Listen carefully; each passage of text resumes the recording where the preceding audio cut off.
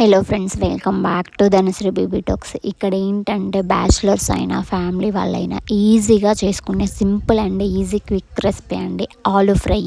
చాలా ఈజీ అండి. అసలుకి మంచిగా ఆలు అనేది సన్న సన్న ముక్కలుగా తరిగి పెట్టుకోండి. నా దగ్గర కటర్ ఉంది కాబట్టి కటర్లో నేను కట్ చేసేసుకొని వెంటనే నేను వాటర్లో వేసేసాను అనమాట. వాటర్లో కూడా మనం ఎక్కువసేపు నానబెట్టుకోవాల్సిన అవసరమే లేదండి.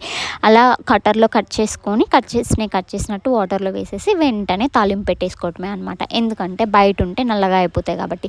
ఇంకా సింపుల్గా ఆయిల్ వేసుకొని పచ్చిమిర్చి వేసేసుకొని పోపు దినుసులు వేసేసుకొని, చూసారా ఎంత సన్నగా కట్ చేసేసుకున్నానో. మంచిగా సన్నగా కట్ చేసుకుంటేనే ఆలు ఫ్రై అనేది చాలా టేస్ట్ ఉంటుందండి.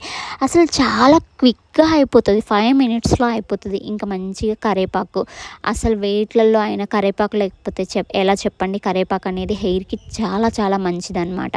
సో ఇంకా కరివేపాకు వేసేసుకొని ఇక్కడైతే నేను సిమ్లో పెట్టుకొని చేసుకుంటానండి. అస్సలు మాడిపోదు, చాలా బాగా మంచిగా ఫ్రై అవుతుంది అనమాట. ఇంక ఇలా తాలింపు పెట్టుకొని అసలు ఆనియన్స్ పచ్చిమిర్చి కూడా అవసరం లేదండి. ఇలా సిమ్లో పెట్టేసుకొని మంచిగా మనం ఫ్రై చేసేసుకోవటమే అనమాట. అసలు ఎంత బాగుంటుందో తెలుసా ఫ్రెండ్స్. అసలు బేసిక్గా నాకు ఆలు ఫ్రై అంటే చాలా చాలా ఇష్టం అండి. ఇంక ఇలా సింపుల్గా చేసేసుకొని ముక్క సాఫ్ట్గా మగ్గిపోయిన తర్వాత కొంచెం లైట్గా సాల్ట్ పసుపు వేసేసుకొని ఇంకొంచెం సేపు ఫ్రై చేసుకోండి ఫ్రెండ్స్. ఇక్కడైతే ఆల్రెడీ ముక్క అనేది మెత్తబడిపోయింది అనమాట.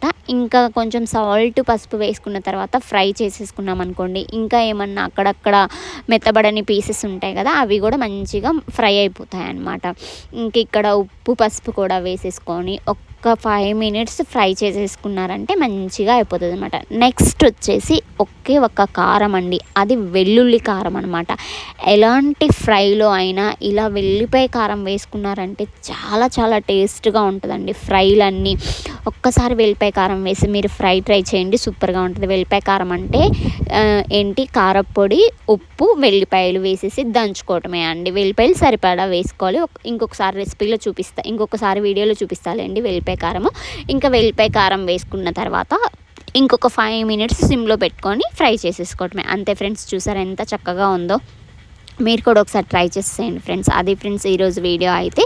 ఈ రెసిపీ అనేది క్లియర్గా డీటెయిల్గా కావాలంటే లాంగ్ వీడియో పోస్ట్ చేశాను. లాంగ్ వీడియో అనేది డిస్క్రిప్షన్ లింక్లో ప్రొవైడ్ చేస్తాను, చెక్ చేసేయండి.